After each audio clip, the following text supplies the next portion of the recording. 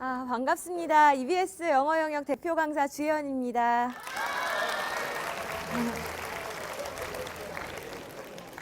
일단 오늘 이렇게 강당에 의자도 예쁘게 놔주고 정리하느라고 힘쓴 우리 방송반 친구들이랑 아니에요? 누가 했어요? 손 다시 들어보세요.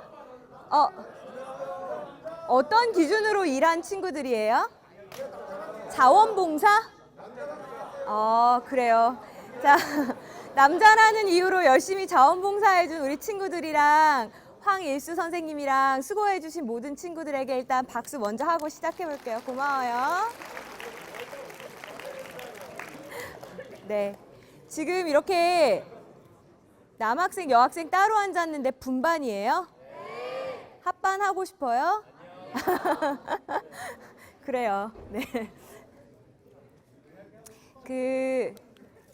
제가 오늘 여러분들이랑 같이 반드시 통하는 4단계 학습법이라는 이제 학습법에 대한 이야기를 좀 나눠보려고 하는데 그 전에 여러분한테 한 가지 질문을 해보려고요. 여러분 지금 다 진학하고 싶은 대학이나 학과가 마음속에 있어요? 네. 아직 없어요? 있어요? 자, 있다 하는 친구들 한번 손 들어보세요. 막연하지만 저는 가고 싶은 대학이나 학과가 있습니다. 우리 남학생들 왜 이래요?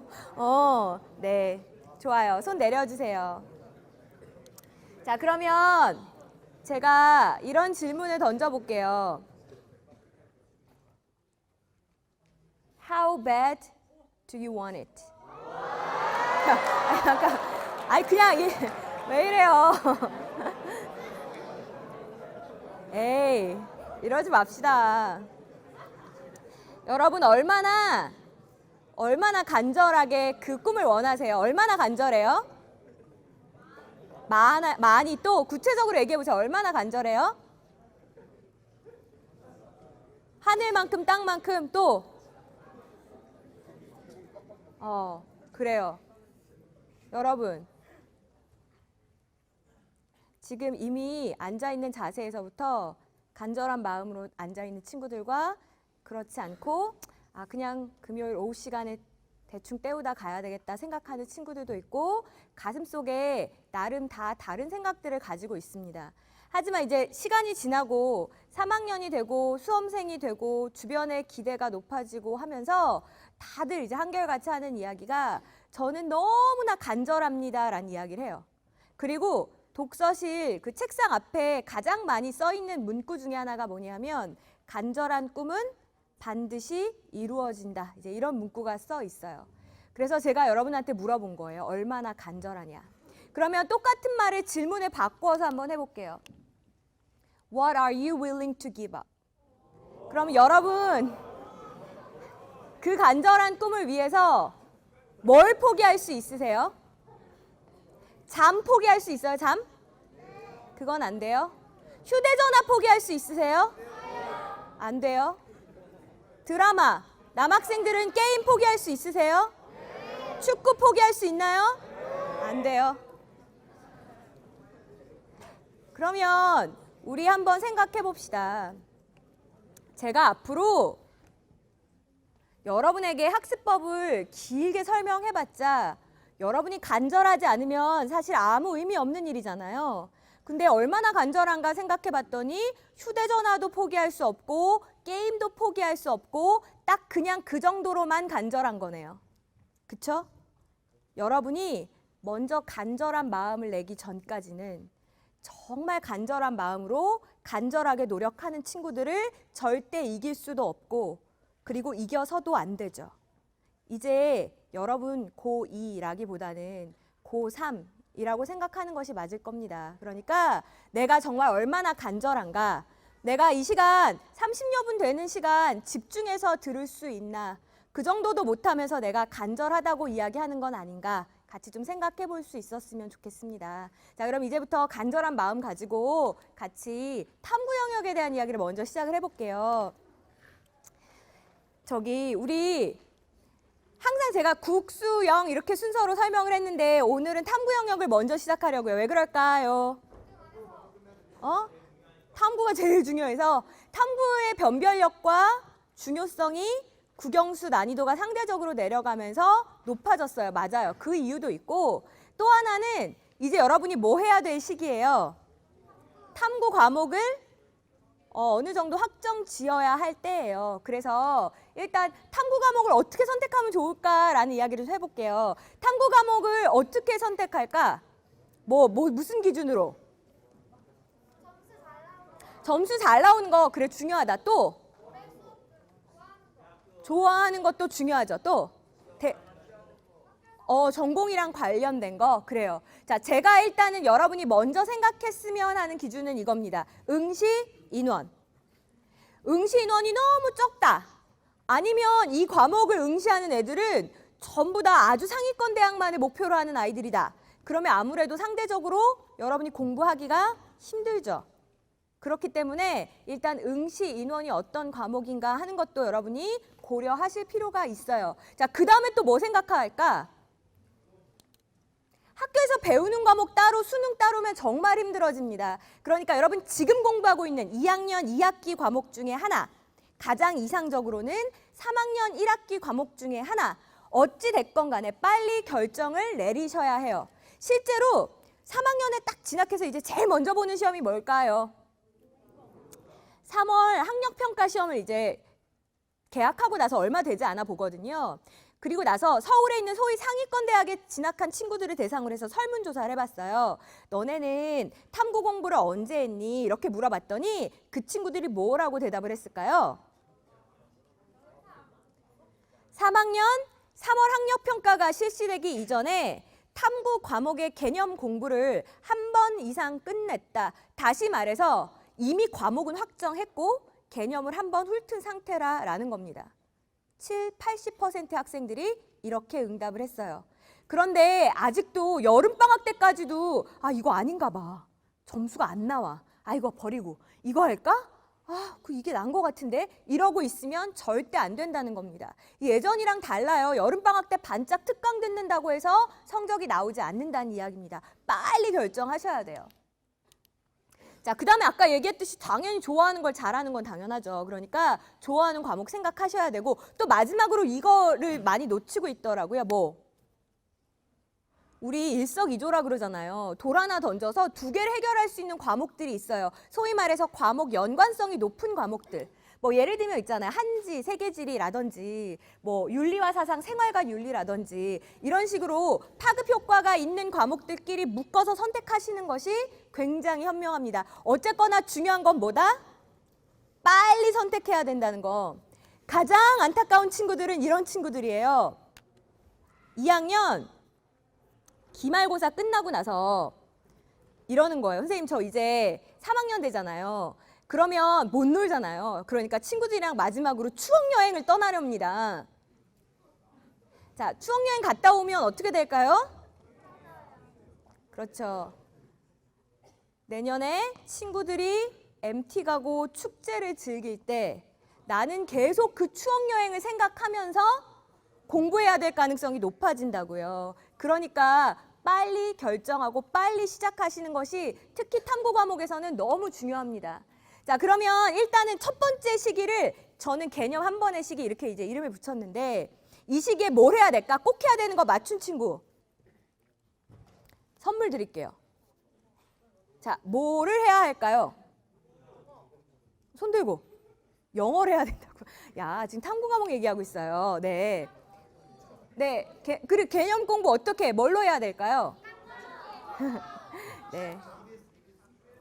네, 단거나 EBS로 공부하셔도 좋고 교과서로 공부해도 좋습니다만 단거나 노트를 반드시 만드셔야 됩니다. 단거나 노트는 이렇게 합시다.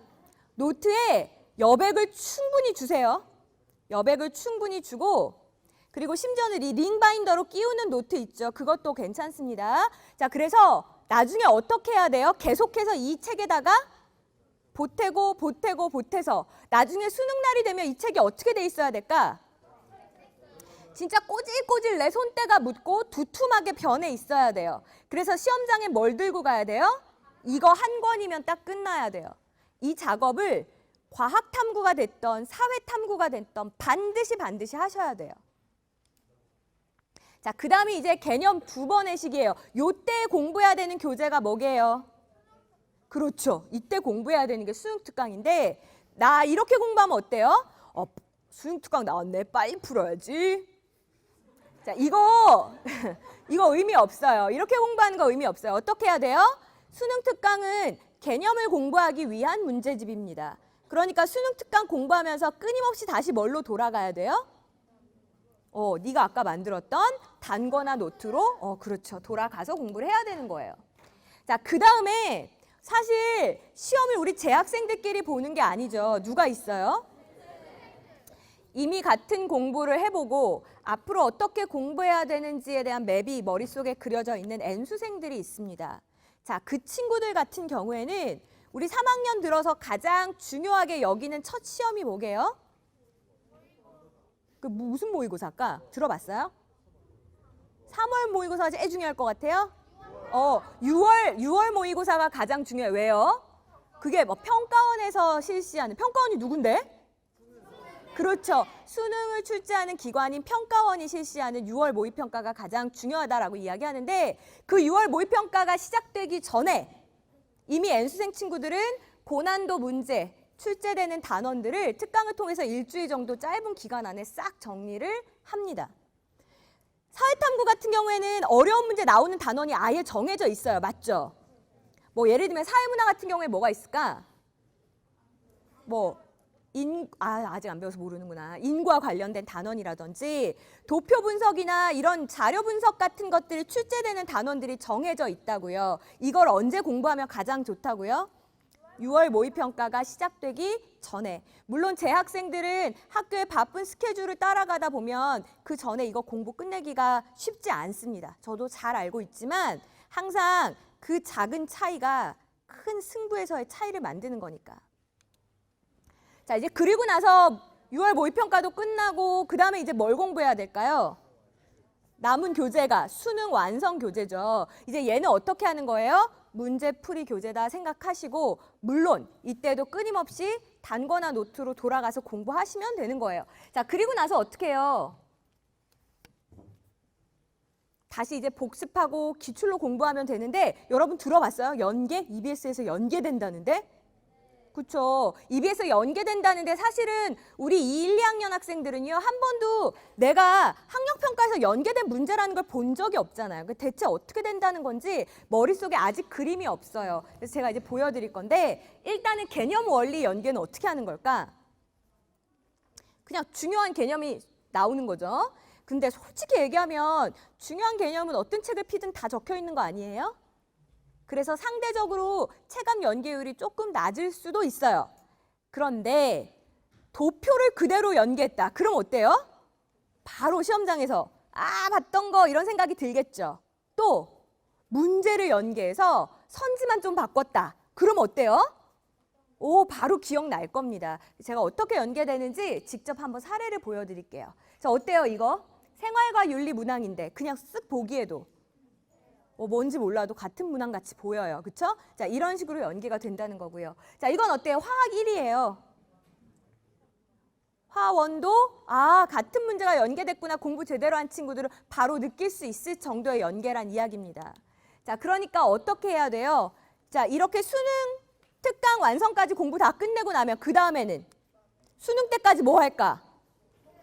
끊임없이 복습하시면서 이제 실전 연습하시고 기출로 정리하면 된다는 이야기입니다. 이게 정상적인 곡선인데 많은 학생들이 이렇게 공부하지 못하고 몰아서 한 번씩 해요. 여름방학 때 특강, 추석 때 무슨 추석맞이 대특강 이렇게 해서 해결을 하려고 하니까 탐구 생각보다 성적 잘 안 나오네. 근데 어머니께는 끊임없이 뭐라고 이야기하죠? 엄마 걱정하지 마. 내가 아직 다 안 봐서 그런 건데 다 보면 잘 나올 거야. 이렇게 모든 수험생들이 그렇게 끝까지 생각합니다. 그렇지 않아요. 미리 시작하셔서 체계적으로 공부하셔야 됩니다. 자, 지금 언니 오빠들이랑 여러분 때랑 탐구 시간에 좀 달라진 게 또 하나 있는데 뭐예요?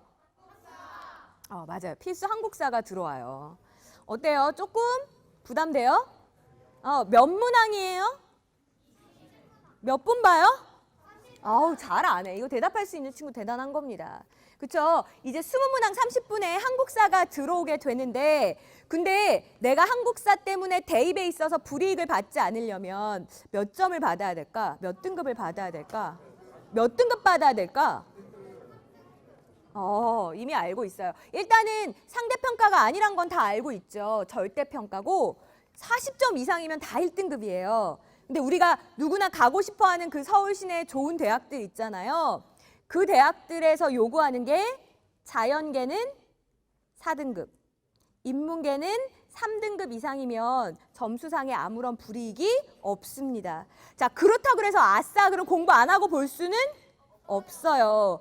다들 여기서 불이익 안 받는데 나 혼자 삐끗할 수는 없잖아요. 자, 그러면 시험 범위가 어떻게 되는지 일단 알아볼게요. 지금이랑 좀 다릅니다. 전근대사에서 50%, 근현대사에서 50% 이제 이렇게 출제가 되고요. 이거 야 너는 못했으니까 탈락, 넌 잘했으니까 합격 하려는 게 아니죠. 그냥 다 같이 다 잘 봤으면 좋겠다 절대평가잖아요. 그래서 여러분이 너무 세부적인 걸로 공부할 필요 없어요. 뭐 위주로 하시면 돼요. 중요한 흐름 위주로 공부하고 정리해 가시면 됩니다. 자, 사회탐구는 이렇게 여러분 열심히 해서 먼저 시작하셨으면 좋겠는데 수학은 어때요? 여학생들이 더 탄식이 많이 나오네. 제가 정말 힘들어했던 과목이 수학이거든요. 그래서 아직도 뭔가 해야 될 일을 다 끝내지 않았다거나 스트레스 받는 일이 있다거나 그러면 제가 수학 시험 보는 꿈을 꿔요. 항상 꿈에서 이 나이가 되도록 그래요.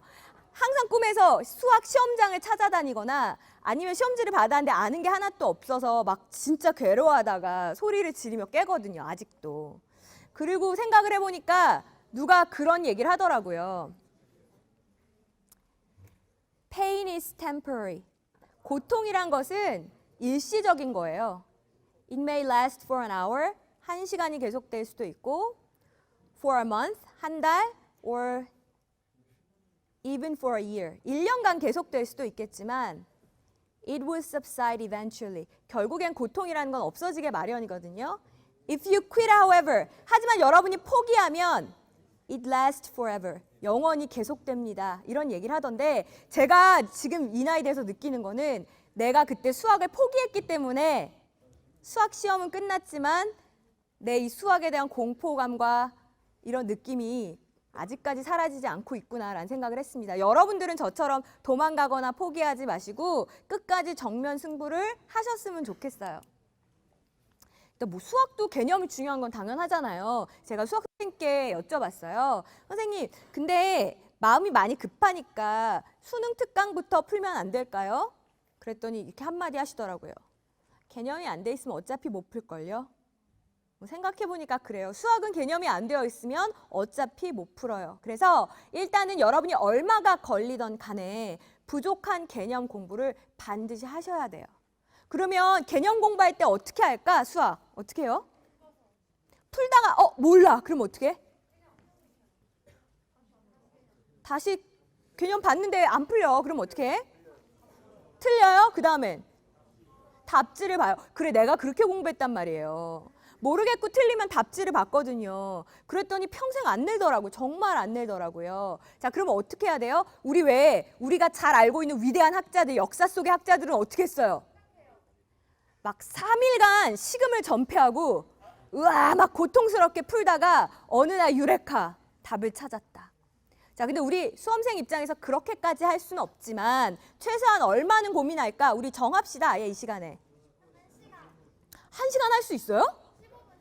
그래. 우리 양심상 최소한 15분은 고민해 봅시다. 모르겠더라도 15분은 붙들고 개념서도 펼쳐보고 이걸 이렇게 적용해서 이렇게 푸는 걸까? 저렇게 푸는 걸까? 15분은 고민해 보십시오. 답을 못 찾았어도 괜찮아요. 어떻게?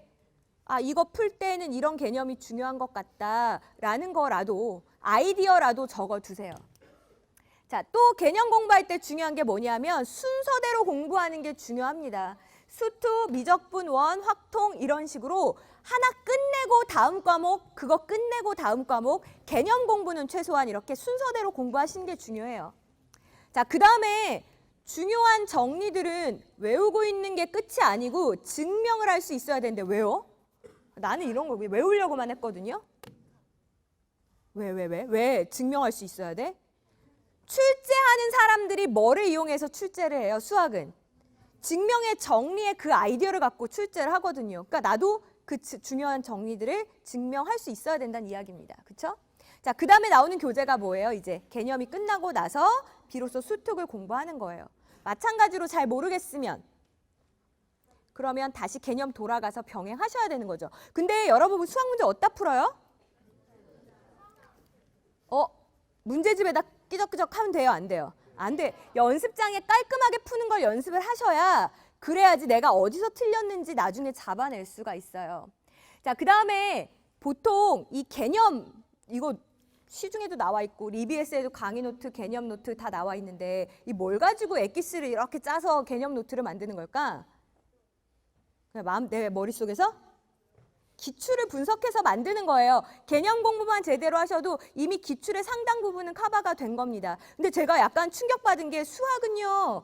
영어랑 좀 기출 공부가 다른 점이 있더라고요. 영어는 6월, 9월 평가원이 출제했던 지문을 수능에서 다시 내는 거를 선호할까 선호하지 않을까? 선호하지 않아요. 제일 많이 받는 질문, 지금 이 순간까지도 게시판에 가장 많이 받는 질문이 제가 6, 9 모의고사에 나왔던 이 지문을 다시 봐야 합니까? 버려도 됩니까? 그 질문을 정말 많이 하는데 평가원에서 공식적으로 6, 9 모의고사에 냈던 건 다시는 안 내겠어 라고 말한 적은 없어요. 그러니까 뭐 다시 냈다 그래서 평가원에 탓할 수도 없는 건데 그런데 이 통계상 봤을 때 그럴 확률이 적다라는 거죠. 근데 수학은 정반대예요. 수학은 6, 9 모의고사에 나왔던 게 수능에 또 나온다고 보면 돼요. 같은 아이디어를 활용한 문제가 반드시 출제가 된다고요. 그러니까 수학에 있어서 기출 분석이라는 건 뭐 3개년, 5개년도 중요하지만 뭣도 중요해요. 내년도 너네가 보게 되는 6월, 9월 모의평가에 대한 오답 노트를 그래서 정리해야 된다라고 이야기하는 겁니다. 자, 우리 아까 연습장을 활용해서 깨끗이 풀자는 이야기는 했었죠. 자, 그리고 나서 푸는 교재가 뭐예요? 수능 완성. 학습 부담을 줄여준다는 정부 정책이 계속 발표가 되면서 우리 수학도요, 문제 개수가 굉장히 많이 줄었어요. 옛날에 비해서. 그래서 여러분이 수능 특강, 수능 완성까지 공부하는 거 글쎄 제 생각에는 9월 모의고사 정도를 기준으로는 충분히 다 하실 수 있어요. 그러면 그 뒷기간에는 뭘 할까? 네, 그 뒷기간에 이제 고난도 문제를 풀면서 여러분이 기출 다시 풀면서 복습을 하면 되는데 한 가지, 이제 수능 완성 이후부터는 순서를 어떻게 공부할까요? 아까 개념은 우리 이제 순서대로 해라 그랬잖아요. 수화는 어떻게 할까? 얘는 섞어서 매일매일 공부하는 게 중요해요. 근데 그 세 과목을 하루에 다 할 수 있어요? 그건 좀 아니잖아요. 그러니까 둘씩 섞어서 하는 겁니다. 예를 들어 수투 확통을 오늘 했다. 그러면 내일은 확통 미적분을 하고 모레는 미적분 수투를 하고 이렇게 이제 골고루 공부해야 되는 거예요. 제가 그 이유를 보여드릴게요. 이거는 이제 작년도 수능이었었는데 어떻게 출제됐어요? 문항수도 비슷하고 그렇죠? 그리고 배점도 비슷한 걸 여러분이 볼 수 있습니다. 골고루 출제하려고 엄청나게 애를 쓰고 있는데 우리는 공부를 이거 먼저 다 끝내고 이거 해야지 이렇게 생각하기 때문에 마지막에 가면 시간 모자라서 어떤 거 하나는 이렇게 구멍이 뻥 뚫리기도 하거든요. 그러니까 여러분이 꼭 번갈아 공부해야 되겠다라는 생각 하셨으면 좋겠어요. 자, 그리고 나서 이제 마지막 약점 공략까지 하면 여러분들은 수학에 있어서 좋은 점수 받으실 수 있을 거고 또 이제 반드시 그렇게 해야만 하는 시험이 되었어요. 근데 이거는 진짜 물어보고 싶어. 혹시 학교 선배들 중에 그런 친구들 봤어요? 야, 걔가 수학 완전 신이야. 걔 있잖아. 학력평가, 모의평가 수학 한 번도 틀린 적 없대. 근데 걔가 수능에서 수학을 확 망했다네? 이런 얘기 들어보셨어요? 자주 들어보지 못했을 거예요. 근데 이런 얘기 들어보셨어요? 야, 걔 국어 있잖아. 학력평가, 모의평가 다 만점 받았는데 수능에서 4등급 나왔대. 그런 얘기는 정말 많이 들었을 겁니다. 그래서 실제로 국어 점수가 잘 나오는 학생도 수능 때까지 마음을 놓지 못해요. 영어나 수학은 잘하면 잘하는 거야. 그쵸? 막 변동이 별로 없어요. 근데 국어는요, 당일날 확 망할 수가 있어요. 저 진짜로 감독관 갔을 때 이런 친구도 봤어요. 국어가 1교시고 심리적 부담이 너무 크잖아요. 근데 실제로 그 친구만 못 본 게 아니고 그 해의 국어 시험이 어려웠어요. 근데 얘는 이제 자기가 좀 잘하던 아이니까 어떻게 한 거예요? 어렵고 안 풀리니까 너무 당황을 한 거죠. 그래서 정말 그 자리에서 이렇게 기절을 해가지고 실려 나가는 걸 보고 너무 안타까웠거든요. 그런 일이 생기기도 합니다. 남의 일이 아니에요.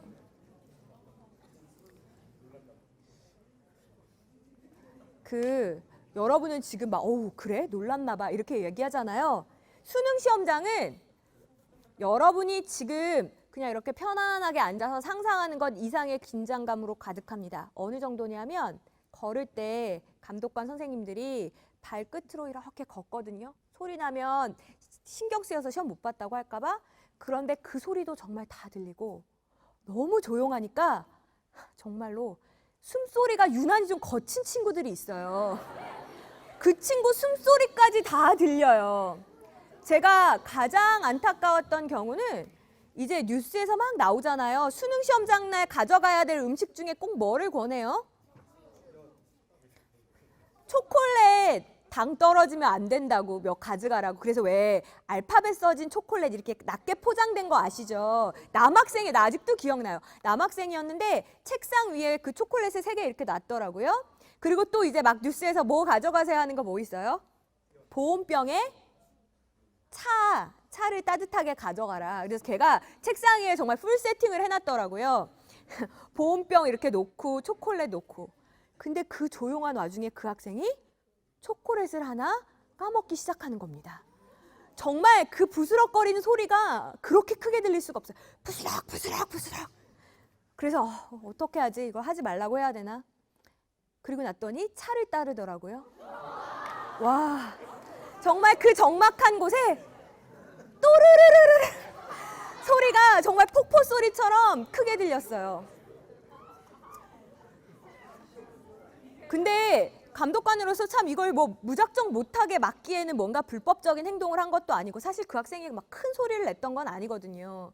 그러고 있는데 그렇게 물을 마시더니 화장실에 가겠다며 화장실에 가겠다며 또 화장실을 다녀오고 그래서 제가 무슨 생각했냐면 진짜 수능에 대박이 나려면 멘탈이 좋아야겠구나. 예민한 학생들이 있어요. 특히 시험이 다가올수록 엄마에게 짜증 폭발되는 친구들이 있어요. 엄마 이렇게 오면 나가라고 이런 친구들 절대 시험 잘 보기 힘들어요. 예민해서는 안 됩니다. 정말 항상 inner peace, 내 마음의 평화를 찾는 게 수능 대박을 위해서도 여러분 굉장히 중요해요. 그 중요한 여러분의 심리 상태를 쥐고 흔드는 시험이 국어 시험이고요. 솔직히 국어 시험을 완전히 망쳤는데도 불구하고 내가 그래도 끝까지 잘 봐야지 생각하기 힘들어요. 바로 무너지는 친구들이 많습니다. 뭐라고? 올해는 텄구나. 안 되겠다. 내가 이렇게 국어를 못 봤는데. 그렇기 때문에 국어 영역을 더 열심히 체계적으로 준비하셔야 됩니다. 근데 안타깝게 뭐라고 생각하냐면 우리말이잖아. 수학은 외계어고 영어는 외국어지만 국어는 우리말이잖아. 대충 많이 풀다 보면 오르겠지. 그래서 다들 국어가 그렇게 편차가 심하게 흔들리는 거예요. 국어도 개념이 있다는 건 뭐 당연한 이야기인데 근데 이제 국어에서 개념을 공부해라 그러면 뭘 공부해야 될지 모르겠대요. 그래서 기출을 여러 번 푸는 뭐 심지어는 문제집 중에 그런 것도 있죠. 매일 몇 문제씩 푸는 시리즈. 이제 그걸 매일 풀고 있는 겁니다. 그렇죠? 물론 좋은 공부인데 개념이 먼저 되어 있어야 된다는 거죠. 그럼 솔직히 얘기해 봅시다. 국어 이렇게 영역이 쭉 나눠져 있잖아요. 이 중에 뭐가 제일 좀 진짜? 비문학이야? 뭐가 제일 좀 마음 부담 안 가요? 그래, 화작. 화법과 작문은 우리 마음 먹으면 금방 끝낼 수 있잖아요. 이거 기말고사 끝나고 겨울방학 시작하기 전에 공부 잘 손에 안 잡힐 때 가볍게 끝내자고요. 뭐 이걸 갖고 질질 끕니까? 화법과 작문 같은 경우에 나오는 출제되는 개념들이 정해져 있죠. 작문 같은 경우에는 그 작문의 과정을 가지고 문제를 출제하잖아요. 정말 넉넉 잡아도 일주일이면 여러분 충분히 다 하실 수 있어요. 자, 그 다음에 조금 부담이 적은 게 뭐예요?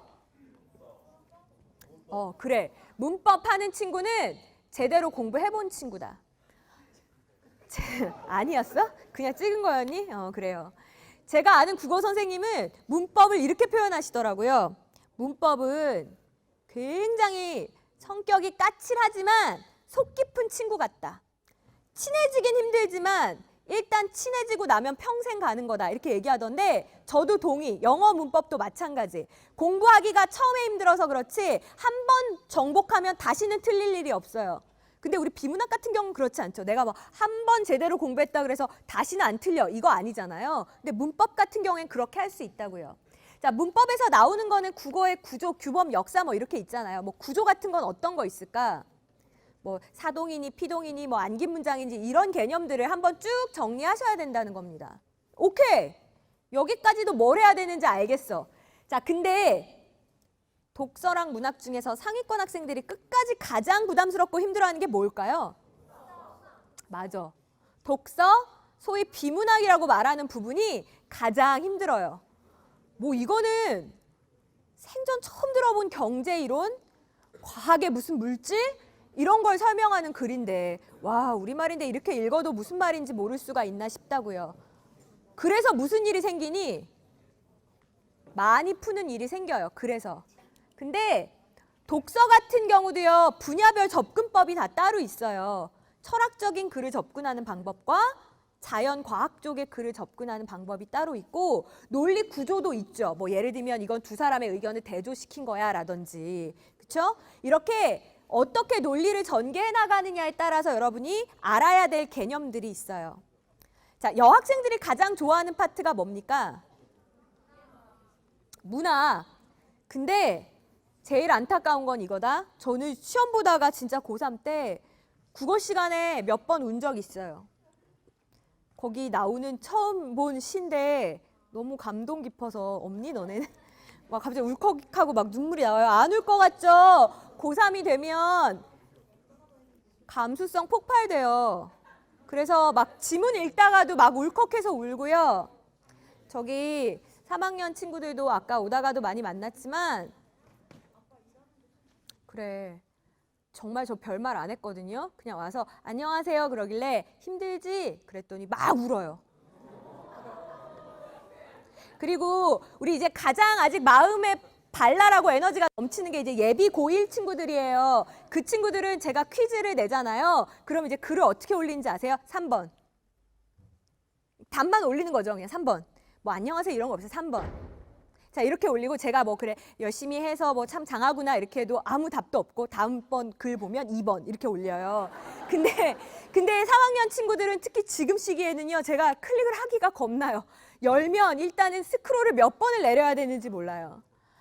제가요 선생님 그렇게 말하기를 좋아하는 아이였는데 혼자서 독재, 혼자 재수하는 걸 이제 독재라고 하더라고요. 독재하면서 3일간 아무랑 지금 말을 못했습니다. 선생님한테 글을 쓰는 게 유일하게 제가 말을 하는 시간인데 정말 너무 말하고 싶어요. 삿입에 거미줄 친다는 게 이런 건가 봐요. 막 이렇게. 그래요. 이 감수성이 폭발한 우리 고3들이 문학을 공부할 때 어떻게 하냐면 작품을 무조건 그냥 노트에다가 개별 작품별로 정리를 한다고요. 근데 그렇게 하시면 안 돼요. 그 전에 해야 될 개념 공부가 있어요. 작가의 시대적 배경, 작품 이렇게 정리하기 전에. 그게 뭐예요? 세트 구성. 세트 구성이 뭐니? 국어 문학은 뭐뭐로 나눠요, 우리?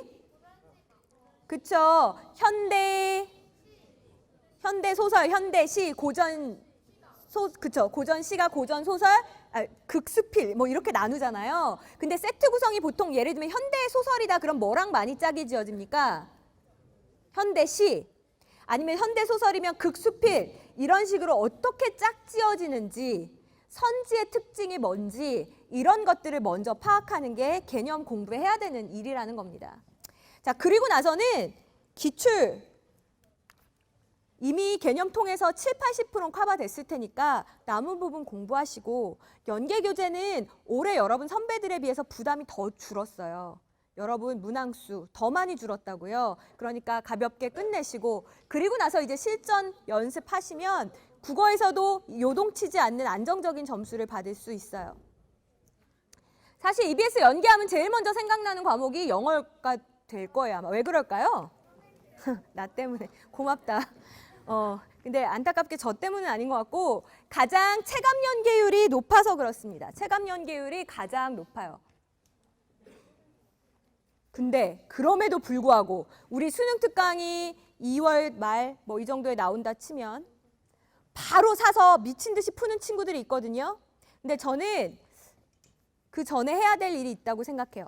지금 시기에 지금은 이제 너무 시간 조금밖에 안 남았지만 이런 친구들이 있어요. 선생님, 저 연계 교재가 너무 많이 남았는데 어떻게 하면 좋아요? 이거 다 못 풀 것 같은데 어떻게 해요? 그러면 제가 뭐부터 먼저 푸세요. 그리고 최대한 많이 푸세요. 이렇게 얘기해 줄 수가 있어요. 그렇죠? 근데 제일 곤란한 친구, 그 친구보다 더 곤란한 친구는 이거예요. 제가 책이 나오자마자 주문해가지고요. 그냥 쫙 풀고 채점했거든요. 아, 근데 지금 다시 보려고 그러니까 이거 처음부터 다시 볼 수도 없고 안 보자니까는 이건 한 것도 아니고 안 한 것도 아니고 도대체 뭐를 어떻게 다시 봐야 돼요? 이런 친구들은 정말 곤란해요. 그렇죠? 이렇게 되지 않으려면 여러분이 지금 시기에 뭘 해두셔야 하냐면 문장 단위의 독해 공부를 잘 하셔야 돼요. 이게 안 돼 있으면서 가끔 이런 아이들 있다. 저 문장 해석은 완벽한데 3등급이에요. 그럴 리가 없어. 그럴 수가 없어. 자기가 완벽하다고 생각하는 것뿐이죠. 문장 독해가 잘 안 되면 무슨 일이 생기냐면 살짝 상상을 한다? 근데 상상이 심하진 않아요. 근데 어떤 때는 그게 답이야. 다행이죠. 근데 어떤 때는 해설지 보고 깜짝 놀랄 때 있죠. 어머, 이게 이 내용이었어? 왜 그런 거예요? 나의 그 조금의 문장 해석의 약간의 빈틈이 상상력을 막 꽃피우는 거죠. 그래서 어머, 이런 내용이었다니 깜짝 놀라는 일이 그래서 생깁니다. 여러분 3월 달에 수특 시작해도 하나도 안 늦어요. 학교에서도 내신으로 또 보고 마르고 닳도록 볼 테니까 그 전에 문장 해석이 완벽해야지. 근데 이거 생각하시면 돼요. 경주를 하는데 시간이 없어. 친구는 지금 차를 사러 가겠대. 야, 시간 없잖아. 난 그냥 집에 있는 자전거 타고 출발할래. 바로 출발한 거예요. 열심히 달리는데 친구가 스포츠카 가가지고 쌩 지나갑니다. 자, 그다음부터 아무리 페달을 밟아도 따라가기 힘들죠. 여러분이 3월 전까지 갖춰야 되는 게 내 엔진을 업그레이드하는 일이지 지금 빨리 자전거에 올라타고 발을 빨리 젓는 게 절대 중요한 게 아니라는 거예요. 그 전에 문장 단위의 독해를 반드시 끝내십시오. 자, 그리고 나서 저는 다른 선생님들이랑 조금 생각이 다른 게 이때 기출을 풀어라라는 얘기를 하시는 분도 계셔요. 제가 생각했을 때 안정적으로 1등급이 나오는 친구가 아니면 아직 기출을 풀 준비가 안 되어 있고 기출을 풀어도 큰 의미도 없다고 생각합니다. 그러니까 이 공부 뒤로 미뤄도 괜찮아. 이따 내가 언제 해야 되는지 알려드릴게요. 문장 단위에 공부하세요. 자, 그리고 나서 내년에는 교재가 줄어요. 수특, 수완. 인터넷 수능이 빠져요. 물론 수특이 두꺼워지긴 할 겁니다만. 그래도 권수로 치면 많이 줄었는데요. 자, 그래서 이렇게 연계교재 여러분이 충분히 제가 지금 이 이야기를 미리 드리는 이유는 연계교재 여유 있게 공부할 수 있다는 얘기예요. 자, 이제 정상적인 공부를 끝냈다면 수완이 끝나는 시기가 언제쯤일까? 아무리 늦어도 9월 추석 되기 전엔 다 끝났을 거예요. 그리고 나서 그 이후에 뭐 하시면 돼요? 이제 실컷 복습하고 이때부터 기출 풀면 된다? 그래서 앞에 기출 풀 때랑은 지금 풀 때랑은 완전 달라요. 이때 풀면 이제 너네가 뭐가 보이냐면요. 이게 보여요. 아, 평가원에서 빈칸 문제는 아무 지문이나 내는 게 아니구나. 이런 문제를 내는구나. 아, 이게 빈칸 내는 지문이랑 그 다음에 글의 순서나 어휘 내는 지문이랑은 지문 자체가 완전히 다르구나 라는 게 이제 여러분도 보이기 시작해요. 그럴 때 기출을 풀어야 의미가 있는 거잖아요, 사실. 영어 연계 어떻게 되는지 보여드릴게요. 이거 듣기다? 어때요? 아, 토끼를 보고 귀여워하지 말고 똑같죠? 듣기는 99% 연계라고 이야기합니다. 다른 거 할 필요도 없어요. 뭐 가끔 엄마혀 교재나 이제 여러 가지 다른 교재를 놓고 아, 어떤 걸 공부해야 될까 고민들을 많이 해요. 근데 거의 똑같이 그대로 다 나와요. 근데 잠깐. 근데 왜 듣기 갖고 고민하는 일이 생기느냐. 이거 백발백중 이거더라고요. 안 틀려요. 연계를 하나도 안 들었는데 안 틀려요. 그래서 그냥 쭉 안 들어요. 근데 9월 모의고사가 끝났는데 틀린 거예요. 너무 오랫동안 안 들었나 보다. 갑자기 막 몰아서 듣기 시작해요. 절대 그렇게 하지 마세요. 그 이후에 할 게 얼마 나왔는데 그때 듣기를 하고 있습니까? 그러니까 여러분 하루에 10분만 들으세요. 하루에 10분 들으면 연계교재 몇 바퀴 돌리고도 남습니다. 자, 그 다음에 도표 문제는요. 도표를 거의 똑같이 쓰거나 뭐 막대 그래프를 원 그래프로 요 정도만 바꿔서 내요. 물론 아래 묘사하는 말들은 좀 다르겠지만 이거 어려워요? 쉬운 우리 실용문이잖아요. 실용문 같은 경우에는 심지어는 이 긴 게 연계교재고요. 이렇게 짧게 쉽게 줄인 게 수능이었다고요. 근데 제가 놀라운 걸 하나 발견했어요. 자, 이게 오답률이 가장 높았던 문항입니다. 잘 보시면 연계교재와 수능의 지문이 어때요? 똑같아요. 각주도 똑같아요. 완전히 똑같은데 왜 이렇게 오답률이 높았을까? 심지어 수험생들이 가장 많이 틀린 문제 5개 중에 4개가 토시 하나 안 틀리고 그대로 낸 지문인데 왜 틀린 거예요? 그 친구들은 뭐 한 거예요? 공부 안 했어요? 했어요. 답만 맞췄어요. 자, 여러분은 이렇게 필기가 되어 있어야죠. 자, 일단 우리 공부하는 순서를 지금 아예 정합시다. 자, 일단 어떻게 할까? 뭐 할까? 딱 문제집 샀어. 이제 어떻게 할까요? 단어부터 외워요? 아니. 일단 풀죠. 어떻게 풀까? 시간 재서 풀 거를 권해요. 시간을 일단 재세요. 풀어요. 그 다음에 어떻게 해요? 가끔 이런 친구 있어요. 선생님 저는요 영어 실력이 너무 부족해서 시간을 재고 풀면 2줄밖에 못 읽어요. 그래도 괜찮아요. 일단 2줄 읽으세요. 그 다음에 어떻게 해요? 답을 봐요? 답 보면 정말 망하는 거예요. 답을 보지 말고 그때의 느낌을 별로 표현하세요. 사람 마음이 얼마나 간사한지 아세요? 내가 분명히 2번 아니면 3번인데 2번. 내 답을 딱 봤는데 2번인 거야. 그러면 무슨 생각이 들어요? 역시 2번인 것 같았어. 이렇게 마음이 딱 변한다니까. 분명히 아까는 잘 몰랐는데. 그러니까 답을 맞추기 전에 내 마음을 별로 표시해 놔야 돼요. 왜 별로 표시하라 그러는 걸까? 수능 때 다가오면 전 지문을 처음부터 다 볼 시간이 없어요. 그러니까 여러분이 별표를 보고 우선순위를 정해서 공부를 하셔야 되는 거잖아요. 그래서 표현을 해놓으라고 하는 겁니다. 자, 그럼 별표 쳤어요. 그 다음에 뭐 할까? 그 다음에는 사전 꺼내고 시간 제한 없이 한 15분, 20분 투자해서 정독하세요. 읽으면서 밑줄도 치고 그리고 이렇게 내용도 정리해 놓고 이렇게 하시라고요. 이렇게 되어 있어야 이게 연계교재 공부가 끝난 거예요. 근데 대부분 이렇게 안 풀어요. 그냥 맞았다, 틀렸다. 그 다음에 이제 제일 안타까운 친구가 문법 파고들기. 갑자기 왜 이렇게 문법에 집착하는지 모르겠어요. 3학년이 되고 나면. 그래서 이거 해부PP가 무슨 용법일까요? 결과용법인가? 완료용법인가? 그런 거 아무도 안 물어봐요. 그게 중요한 게 아니에요. 필자가 나에게 하고자 하는 말이 무엇인가? 그걸 먼저 파악해야 되는 겁니다. 자, 그리고 나서는 수능 완성 공부하고 나서 이제 뭘 보는 거예요? 그때 우리가 아까 앞에서 아껴뒀던 기출문제 이때부터 충분히 풀 수 있습니다. 생각해보세요. 한 4주만 있다 쳐도 일주일에 2세트만 풀어도 벌써 8세트를 풀 수 있는 거잖아요. 그쵸? 뭐 좀 시간을 내서 주말에 모의고사까지 본다. 3세트 풀면 벌써 얼마입니까? 12세트 푸는 거예요. 그러니까 여러분 충분히 할 수 있는 시간이 있다고요. 처음에 급한 마음에 준비도 안 된 채로 달려가지는 않으셨으면 좋겠습니다. 자, 이제 우리 EBS 활용할 수 있는 방법에 대해서 간단하게만 제가 얘기를 드릴게요. 일단 학습 Q&A가 있는 건 알고 계시죠? 우리 막 어떤 그 창에 이렇게 치면 니마 뭐 이렇게 해보삼 초등학교 친구들이 조언해주는 그런 거랑은 정말 차원이 달라요.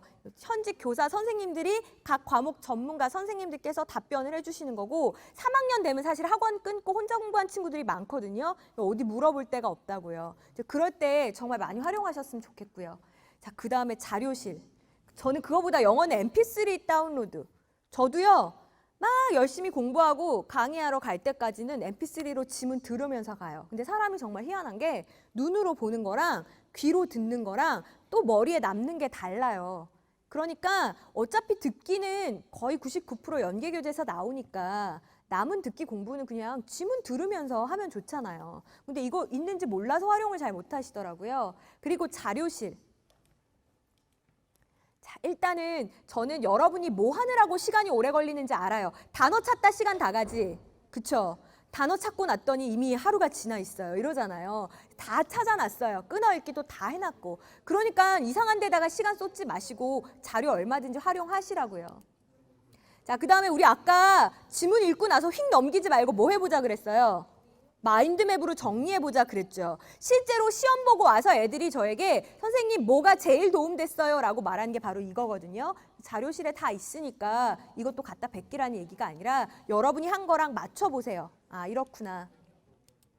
그래서 이렇게 한 장에 딱 가지고 다니면 얼마나 좋습니까? 귀찮다고 출력 안 하지 마시고 충분히 활용해서 똑똑하게 공부하셨으면 좋겠습니다. 자, 제가 계산을 해봤습니다. 이제 여러분이 수능까지 얼마가 남았을까? 자, 371일이 남았더라고요. 오늘 신문에도 났던데 여러분 이제 수험생인데 몇 시간 주무실래요? 10시간이요? 너무했다. 4시간이요? 저는 솔직히 6시간은 자야 된다고 생각해요. 왜냐하면 그 이하로 자면 깨 있으면서 계속 똑같은 부분 읽고 있거든요. 이러면 의미 없잖아요. 그래서 수면 시간을 한번 가볍게 빼봤어요. 자, 그 다음에 우리 또 어때요? 밥은 먹어야죠. 먹고 살자고 하는 일이니까. 그래서 하루에 3시간만 한번 뺐습니다. 자, 그리고 씻고 학교 왔다 갔다 하고 이런 시간이죠. 그래서 또 3시간을 뺐어요. 근데 저 하나 질문. 저 여기서 드라마 보는 시간, 친구랑 PC방 가는 시간, 축구하는 시간 이런 거 지금 뺐습니까? 정말 생존에 있어서 필요한 최소한의 시간만을 지금 제하고 있어요. 과장이 없다는 거 여러분도 아실 겁니다.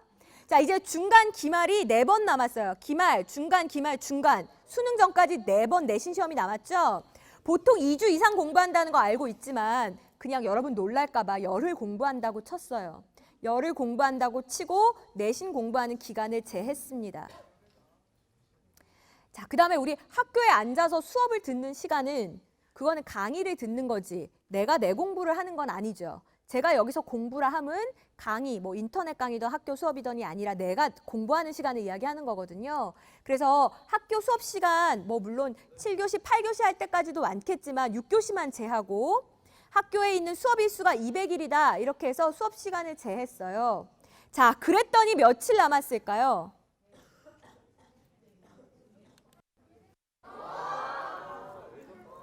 95일 남았습니다.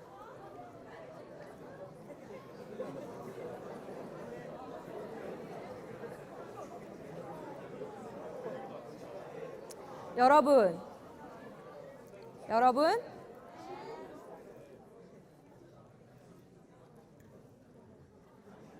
겨울방학 시작하면 그때 공부한다고요?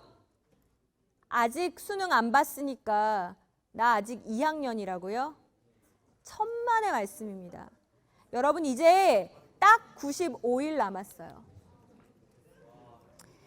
여러분이 아까 제가 시작할 때 아마 부끄러워서 제가 여기 대학에 이런 과에 진학하고 싶습니다 라고 이야기 못했을지 모르지만 여러분이 마음속에 갖고 있는 이루고자 하는 꿈들이 있을 겁니다. 여러분이 그 꿈을 이루고 싶다면 남은 95일 동안 여러분도 무언가를 포기할 수 있어야 해요.